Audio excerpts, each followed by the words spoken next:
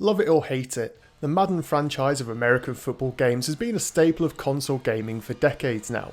Some loathe the seemingly endless annual releases of this beloved sports franchise, whilst others eagerly await the updated rosters and gameplay, ready to take on their friends and work colleagues in testosterone-fueled gaming sessions. My first memory of the franchise was way back on the Sega Mega Drive. My dad had a bachelor friend who would get any sports game he could get his hands on. He would often pass them on to my dad so that we could play them, and this was my introduction to many sports like ice hockey, basketball, and for the purposes of this review, American football. Now, my brother and I didn't have a Scooby when it came to the rules, and to be honest, I was probably around 5 or 6 years old back then, and so we were more interested in just smashing one another on our old 16-bit system than actually having competitive games. As the years passed by, we learnt the rules and began having some fun with the series. And so, although we were never really going to be day one buyers of any American sports title, we would often eventually pick them up in bargain bins every now and again as the years went by. So no surprises when Madden 64 was released on my beloved Nintendo 64 console, I wasn't in a hurry to get my hands on it.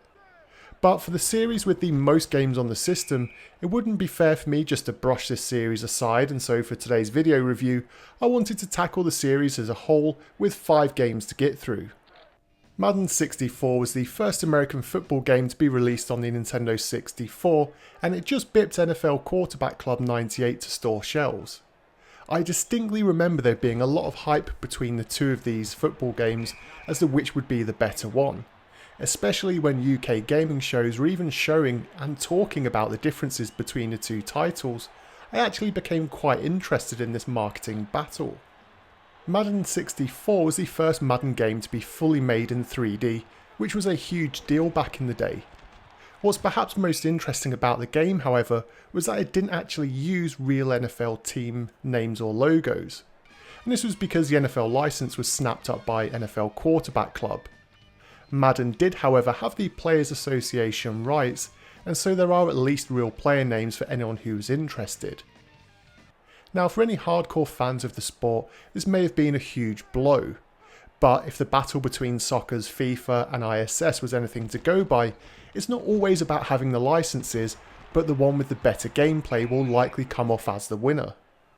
I personally found Madden 64 to be a fairly solid early N64 sports title. Sure, today it looks severely dated, but I often feel that its sports games are the ones which aged the worst.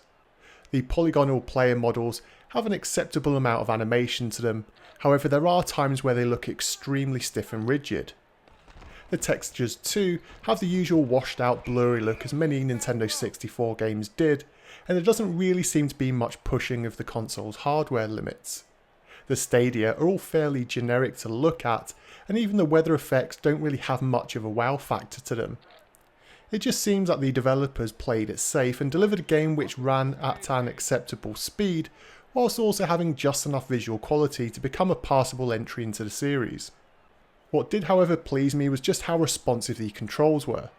I don't play American football games all that often, and even going back to this title probably 20 years or so since I last played it, I instantly found myself at home. Everything just felt intuitive, and there was no delay when making moves, which I would have noticed. I also felt that the AI of the opponents was strong enough to be a challenge, but not difficult enough to become a frustration. With different difficulty modes to choose from, and a fairly standard set of game modes to play through, the overall package was a welcome first entry onto the console, but I can see why many publications were advising people to pick up Quarterback Club 98 instead. After a solid first effort, the difficult sequel landed the following year. Thankfully, dropping the 64 tag in the title, Madden NFL 99 aimed to take the crown as the clear premier American football game on any system. This was the first multi-platform 3D football game, with it also being released on the PlayStation and Windows PC. NFL fans will be pleased to know that EA got their asses in gear this year and finally wrapped up the full NFL license. So this time you do have the proper team names to choose between, and it also contained full season stats, schedules, standings, and the ability to save custom moves and other features to memory cards. One of the biggest differences between Madden 64 and QBC 98 was the visuals. QBC98 ran in high resolution, and it made Madden 64 look quite frankly weak in comparison. EA have upped the visuals this time as the game runs in a high resolution mode. The problem, however, is this had a big impact on the gameplay. In an effort to have looks to die for at the time, the game frequently drops to a crawl. With many animations and players on screen at the same time, it causes the systems a lot of problems. I'd love to be able to say that it doesn't affect the gameplay, but I honestly think it really does. If you prefer to play a running game than a passing one, you're often crunched by the time the screen catches up with all of the action taking place on the screen. The textures for the fields, replica stadia and crowds are vastly superior to Madden 64, and I do think that the much crisper look gives the game a more polished feel to it, but the overall package is helped along by some decent audio. John Madden himself lends his vocal cords to call the action, and has around an hour's worth of his voice work. This was a fair amount for the time of the game's release, and the only downside is that these days you do notice the repeated lines a lot more than I remembered way back in the day. As gameplay is king, however, I really do think that Madden 99 was a step back because the reduction in game speed made this a chore to play, and so I'd much rather have kept playing Madden 64 over this title. So with the second in the N64 series still having a lot of work to do, it was the turn of the millennium for the release of Madden NFL 2000. Like many things in life around the time of the game's release, it adopted a little more edginess and it made Madden NFL 2000 at times feel, well, perhaps a bit more like an arcade game than a simulation take. Fans of the series were elated to see that the visuals had a massive bump this year. The player models were all reworked completely, and now players had proportionate heights and weights for the various positions they were playing, which gave the on-screen action a more genuine aesthetic. There was also a more stable and improved frame rate, and the overall player speed was tweaked, which made games have a much better pacing to them. Sim fans need not worry too much though, because their cries for better physics were also implemented. Lighter players on the field can get knocked left, right and centre by more powerful players, and the heavier set players can steamroll through defences but have the pace of a geriatric dinosaur to boot. One area of the game which was really showing its age at this point though was the audio. With the PlayStation and Dreamcast having crisp CD audio, the Nintendo 64 simply sounded awful when it came to the Madden series, and 2000 is no exception.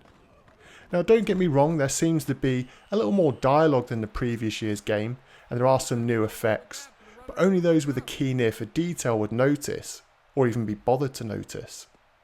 Overall though, it's a distinct improvement with hot and cold streaks for players, new taunts to have a look at, but you could be forgiven for thinking that the developers had taken more inspiration from Midway's Blitz series than its main competitor, which was the Quarterback Club series. But with only a year between this and the previous year's entry, there's still enough here to call this one the best Madden game at the console's time. However, of course, as all things change as the years go by. When it came to the release of Madden 2001, EA were adamant that this was going to be their last Madden game to be released on Nintendo 64. I actually remember being really surprised when I read this, as they said that their focus was moving on to the next generation of consoles, and if anything it was a signal that the console's lifespan was coming to an end. After all, EA are the biggest money grabbers around, and so if they were pulling their support for a console, it didn't really leave much hope for other smaller developers. Like many fans, you may have hoped that EA planned to go out with one last hurrah and one final big bang. Finally nailing some quality audio, getting the perfect balance between arcade and simulation, and having a fast and frantic gameplay experience whilst having a rock solid frame rate. Sadly though, EA seemed to use Madden 2001 as a chance to pretty much update the rosters and stats and spruce up the in-game menus, and that's pretty much it. Now that is however a little bit harsh, but only those who really paid attention would notice much of a difference when it came to gameplay. The real life players have been tweaked so that their in-game character models better reflect their actual sizes. EA also removed some of the polygons in the game to get the game's frame rate to run more smoothly. By reducing the quality of the visuals, they did indeed get the game running smoother, which is something that I think many players will have preferred, and so for once I've got to admit that EA made a smart move here. The graphics are not the only aspect that seems to have been downgraded. The audio compression sounds absolutely terrible, and although the actual lines are well written and believable, the quality is so poor that it stands out quite badly. One area of the game I really liked though was the Madden card challenges. There's over 250 cards for you to collect, and you'll earn them by completing unique challenges like getting a certain number of touchdowns with a single player, or playing an entire game without using a passing play, for example. It helps to add some spice into your games and builds up your skills in the process. So that was due to be the end of the Madden series, and after many months of saying they were pulling support for the Nintendo 64, it came as a shock to many that EA announced that they were going to be releasing Madden 2002 in the summer 2001 release. They backtracked and said that they were still fully behind the Nintendo 64, but such a big U-turn should have been a big warning for Nintendo 64 owners considering picking up Madden 2002. EA's focus for Madden 2002 was clearly on the next generation systems with PC, PlayStation 2 and even GameCube versions is really where EA saw the money. Madden 2002 was the only American football game early in the GameCube's life, and so the Nintendo 64 release was simply a way to mop up any final dedicated gamers who purchased this game year on year, because there's very little here that builds on the previous 2001 release. It was a case of a quick tweak to the gameplay, the menus and updating the rosters. There are some cool new features like the Madden Classic mode, which is a throwback to the old 16-bit era style of playing, and there's also new training mode where you can break the game down into smaller segments to learn, but this was really for newbies to the sport and not the type of person who would have been picking this up late in the Nintendo 64's lifespan. Overall though, it would have been a strange game to have picked up.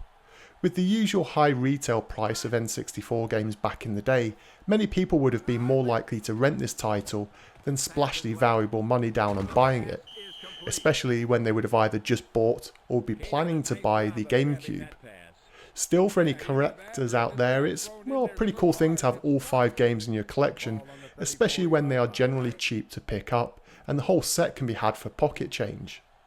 And so with 5 Madden games on the Nintendo 64 to choose from, I'd love to know what you think the best entry in the series was. I would personally go for 2001 or possibly 99 as my favourite, but in all honesty, I'd still much rather play the NFL Quarterback Club as a series. As always though, let me know your thoughts, feelings, comments and opinions down below, and until next time.